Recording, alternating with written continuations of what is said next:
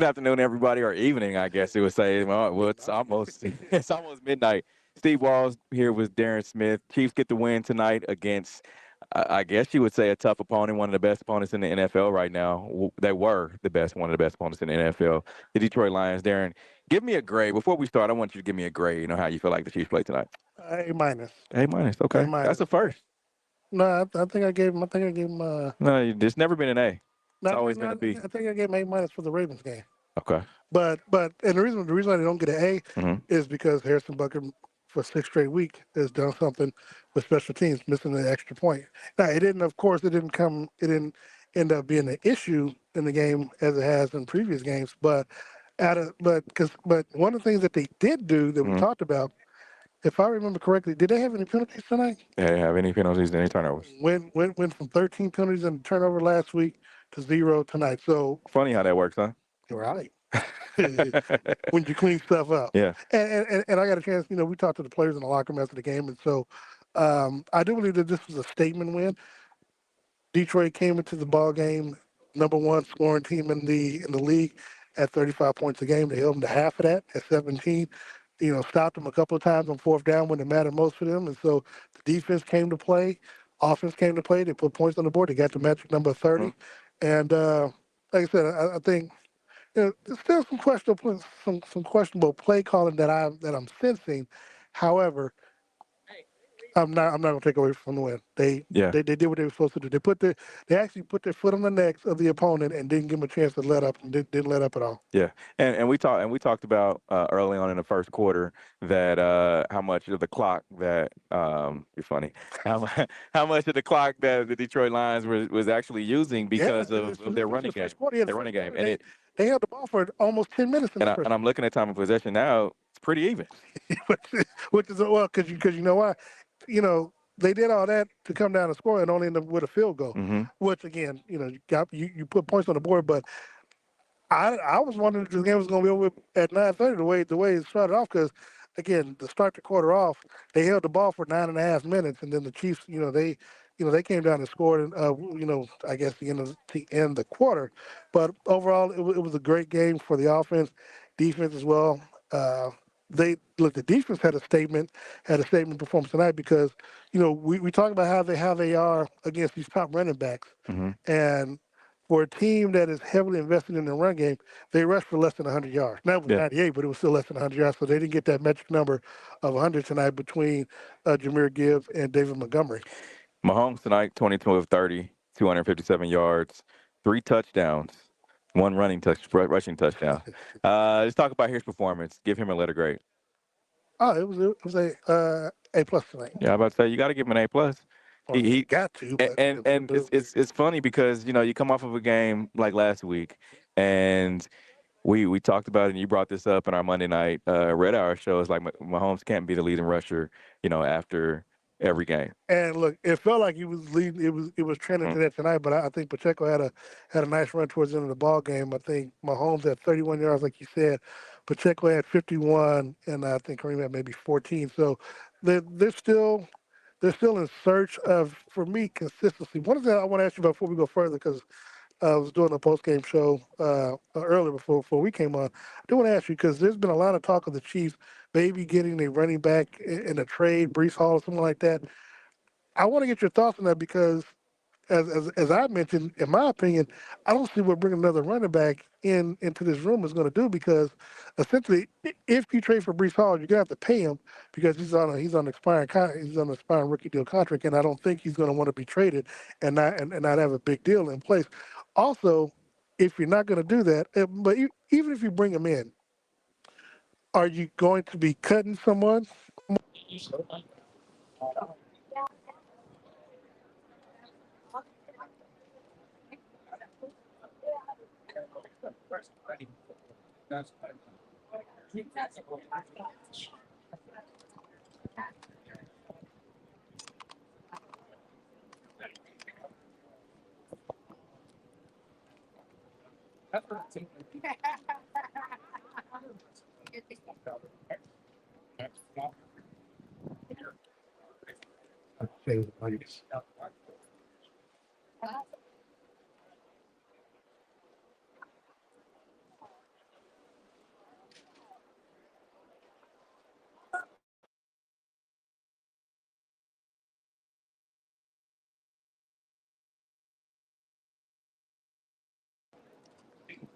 All right, so let's do this.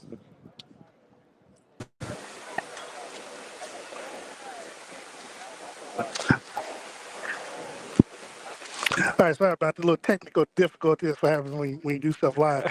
But Steve, going back to the what is bringing another running back in when they're not getting enough touches as it is? And if you bring in a Brees Hall, you're going to have to make him the every down back. You would, and I just, I know we talked about it. You watch David Montgomery, and you watch the, other Jameer Gibbs, Jameer yeah. Gibbs, and it's kind of like, man, how are they getting this much push? First of all, the offensive line, and then it's like every yard, every down, they're picking up 7, 8, 6, 7, 8 yards, and it's kind of frustrating when you see Isaiah Pacheco and you see Kareem Hunt and the type of running backs that they are running with a lot of energy. Can you get by with that? I guess that would be my question. If I'm Brett Veach, it's like, can we get by if we bring kind of like what you said? If we bring another running back in, what are we going to do with these other two The guys? thing is, with that team, especially with Gibbs, you can line them up outside, so you can Mm-hmm. actually play with both. They don't do it often, but they can do it because he's a great pass catcher as a running back. Kareem used to be that. Of course, he's a little long in the tooth now. Being almost 30 years old, but Pacheco has issues when it comes to catching the football, which which makes it a little bit more difficult Mm-hmm. in trusting him to be on the field for every down situation. Plus, again, when you get Rashee Rice back, I mean, right now they can't even find time to put Tyquan Thornton on the field. Yeah. You know Yeah. what I mean? And we talked about that pregame. I mean, and again for the second game in a row, And Taekwon didn't have any targets tonight. yeah, I don't think he was in the game at all. Yeah. So I mean, when you look at it, and you bring Rasheed Rice back next week, again, I'm just trying to figure out one. Rasheed's gonna need his targets. He's gonna need his catches, which means it's gonna take away from someone else. It might be Juju, might be Hollywood, but between Juju, Hollywood, Xavier, Rasheed, Travis Kelsey, Noah Gray's gonna get a target here, there Mm-hmm. too. I mean, again, we haven't got to Tyquan Thornton, and so I mean, I just don't know. I just don't know where the touches or where the attempts are going to be at if you bring in a Brees Hall. And Brees Hall is also a good pass catching running back as well. So Yeah, but it's a good problem to have. It really, especially if you're winning. If you're losing, then you're kind of gives you that head scratch of like, what do we do? But I feel like if you're winning, then that gives you a good problem. And not only that, but if you have all these guys coming off your bench, there should be no drop off anywhere. it shouldn't be a drop off, but we also have to understand Andy Reid is not a running back. I Yeah, of mean, he's not. course, of course. I'm So talking just specific now, receivers. no, okay, well, yeah. So yeah, I mean that's fine. But again, and then even if you bring Brees Hall in, you've got to be creatively figure out ways to get him touched, Mm-hmm. especially in the passing game, because again, man, it's a great problem to have right now on offense. Unless I'm mistaken, everyone is healthy. Yeah, I mean, we're going into week 7, and everyone is healthy, and you get Rasheed Rice back next week.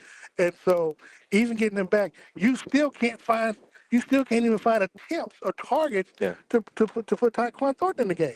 And here's the thing. I know we talked about this early on before halftime, and even coming out of halftime. It's like, all right, this is a good game, right? Yeah. I mean, the Chiefs were up by what was it? Was it a touchdown? They were up by a touchdown, and we're like, okay, well, yeah, this is a good game. So now that the game is over, and you've got a chance to see this Detroit Lions play, up close because we watch them on TV or whatever. But now it's up close. What do you think about that Detroit Lions team when they came in here? I mean, I think they're good. The problem is Spags was just in his bag tonight, Yeah, man. I mean, yeah, that's, the Chiefs are fortunate to have Spags under contract because you give him enough time to prepare. But also I go back to when both teams played, the Detroit Lions and the Baltimore Ravens played. I mean, that was a game for Spags to be able to just look at both teams at the same time mm-hmm, and figure out a game plan. So I think Spags had enough time, especially when it can come to Detroit. You have 3 weeks to prepare for them, mm-hmm. essentially, versus 1 week with Baltimore. And so, I mean, he was just in his bag, and I can't say enough. Look, talking to the players can't say enough about Spags.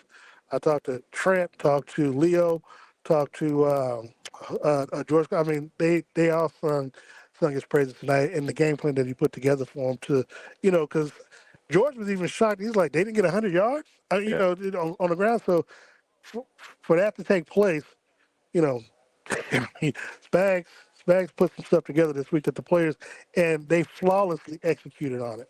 agreed, agreed. You can catch myself, also Darren Smith, along with Sean Tyler and DJ Q tomorrow night. We'll be broadcasting live the Red Hour. The Red Hour, you can catch us from 6:30 to 7:30. Hang out with us. Hang out with us. Give us your questions. Ask us some questions about the game, what the players think, because we were in the locker room right after the game, so we'll be able to, give you a little bit more insight than your average podcast would be able to. Yeah, I mean, and look, I mean, you got Raiders week coming up this week Mhm. on Sunday at 12 o'clock. Of course, you can join Steve and I for our pregame cheat sheet at 11 o'clock, an hour before kickoff. The players, they're respectful of what the Raiders are doing this season, but they know that this was a statement win.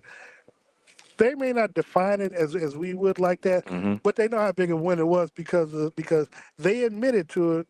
They admitted to me that they blew last week's game against Jacksonville. Yeah. They should have lost that game. Yeah. Now they said Jacksonville's a good team, but they had that game won, Of course. and they didn't. So for them to be able to bounce back from that in the fashion that they did tonight. Mhm. Again, that's such a statement victory in tonight's game, which is they might now. What grade did you give them?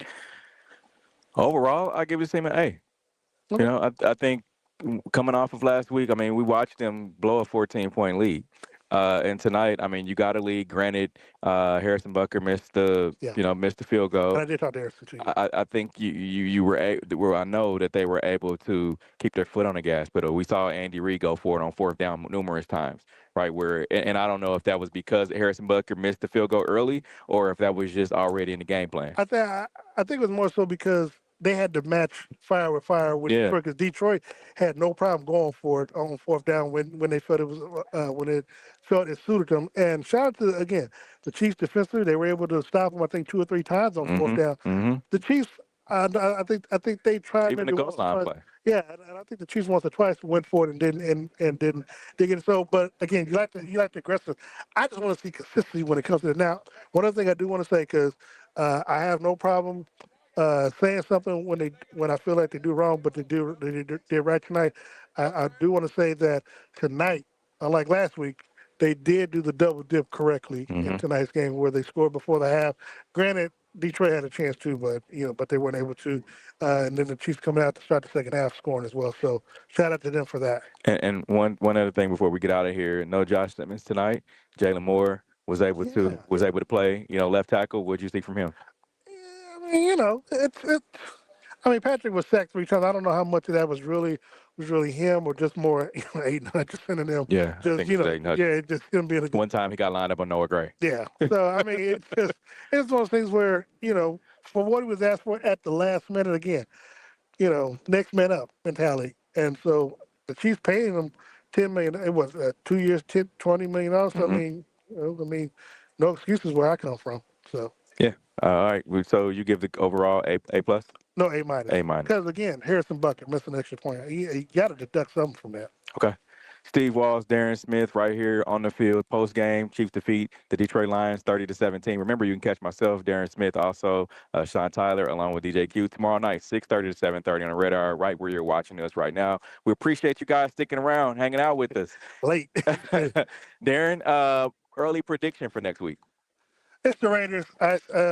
I think the Chiefs get over 500. They'll be 4-3. Okay. And hold on, and I want to address them because I know you and I know how we're gonna do on the radar tomorrow night. Yes, I did pick Detroit to win, but let me also say this, because you and everybody else always have to get on me about having the team go 17-0, 20-0, whatever. Yeah. But you all never pick the Chiefs to lose. I do. Sometimes I do, but y'all like, oh, you. No, hold on. You picked the lose, but you picked the lose on the radar. Then we get to the pregame Chiefs, you change your mind. No. I always pick. If I say lose, they're gonna lose. Okay. My score tonight, though, I'm not gonna say I almost got that correct, but I said 27-21. It was 30-17. I mean, I can tell you the magic number's 30. yeah, for race to 30. Yeah, race to 30. So, but I want to say that. They are. I mean, right now we're at the 3-3. So, I can pick them to win every game. Like Buffalo, they always seem to find a way to lose in the regular season to Buffalo, but they win in the postseason. As a matter of fact, 3-3. I got some Gates coming. I got some Gates barbecue coming. I had a little bet, little friendly bet. Oh, A gentleman's agreement. With, Mike playing, had a gentleman's agreement. I hope he's watching too. You can meet me at Gates on 40 Highway if you're ready. For Steve Walls and Darren Smith, we are out of here. Thank you. Peace.